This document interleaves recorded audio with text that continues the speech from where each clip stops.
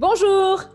Hey guys, today we're gonna head to Quebec because one of my friends is gonna teach you some real life and commonly used words, sentences, phrases that are specific from Quebec French. Are you ready to join her?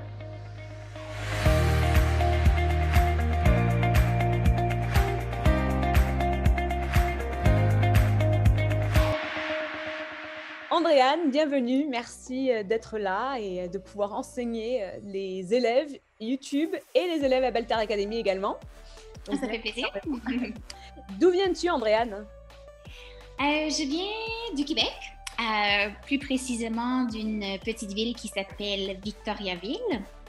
Et donc, Victoriaville, c'est situé entre Montréal et la ville de Québec. D'accord, excellent. Alors, pourrais-tu nous apprendre des mots qui sont vraiment spécifiques au français québécois? Des choses peut-être qu'on utilise tous les jours. Est-ce que ce serait possible? Oui, bien sûr. Il y en a plusieurs, en fait, mais je vais essayer de me limiter au... Could you teach us some French words that are specific to Quebec French, that are just used every day, that are common, that even us Frenchies don't know? Le mot souper. Ouais. Je crois pas qu'en France, on l'utilise. C'est un mot qui veut dire le dîner en France. Donc, like dinner, non? En anglais. Okay. Également, le mot char, qui veut dire voiture, or car. On dit souvent magasiner, aller magasiner. Donc, ça, c'est... Je pense qu'en France, vous utilisez l'anglicisme, aller faire du shopping.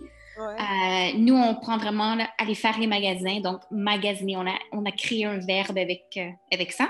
Ah ouais, d'accord, ouais, ça remarque, c'est logique. Hein? Le mot débarbouillette. Débarbouillette? Ouais, débarbouillette, c'est je crois qu'en France, vous dites, et corrige-moi si c'est faux, mais un gant de toilette ou une petite serviette pour le visage, quoi, pour se laver le visage. D'accord, oui. Pour se débarbouiller le visage. Ah, d'accord. Et un autre mot qu'on utilise pour le déjeuner, qui est pour vous le petit déjeuner, on va souvent manger des rôtis. Des rôtis, c'est like toast en anglais. C'est du pain qui a passé au toaster, finalement, au grille-pain. Je pensais que c'était genre un type de viande. Je réfléchis, je dis rôti à mon avis. Rôti, je sais pas moi. Okay. Aussi, on dit beaucoup dans la vie de tous les jours à tantôt. Donc, qui veut dire à plus tard. Ah, ok. À bientôt.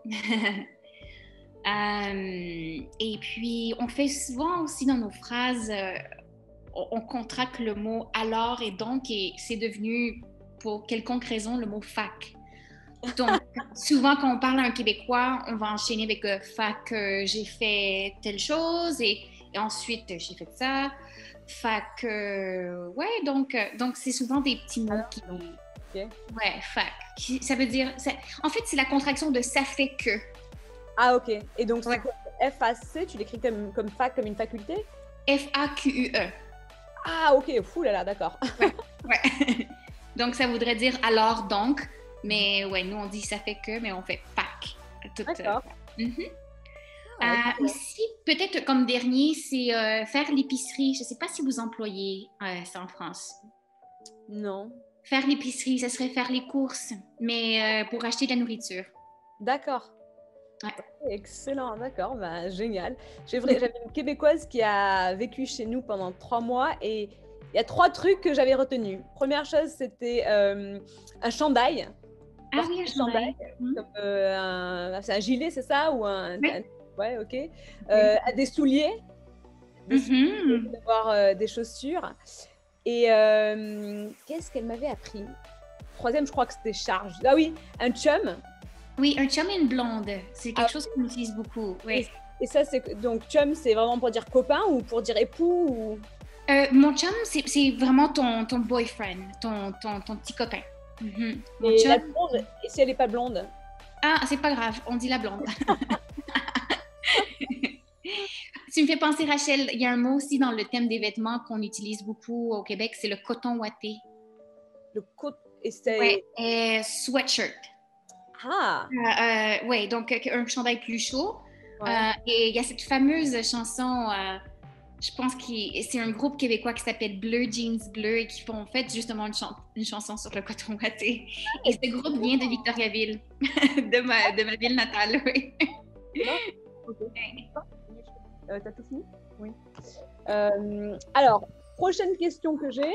So, why are so many words from Quebec that are cuss words? Why are they often Catholic terms? Like tabernacle, yeah. Well, it's so yeah. Those terms or those words you're referring to that are connected to or referring to Catholic Church, basically they're profanity or swearing words. So we only in Quebec, and it's very particular to Quebec. The rest of Canada, they don't do that. So it's referring really to swear and profanity. So my understanding of that is that, you know, the Catholic Church was controlling Quebec like in a very powerful way until I think 19th century, or especially during the 19th centuries. And those Quebecois kind of were pissed off at one point about that.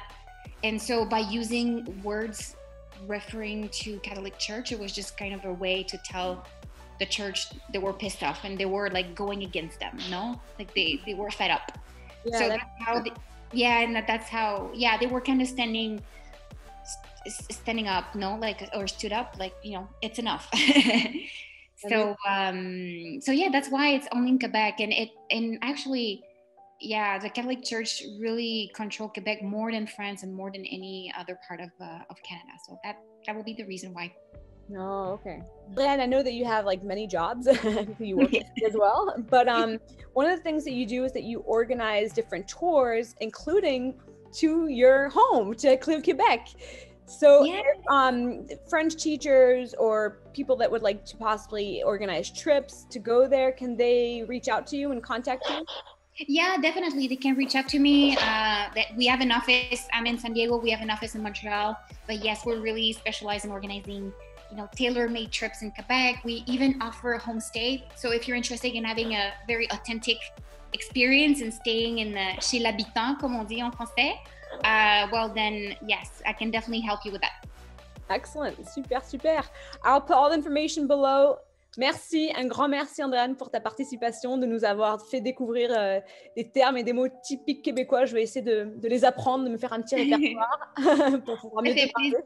Ça fait plaisir. Merci Rachel. Merci à toi.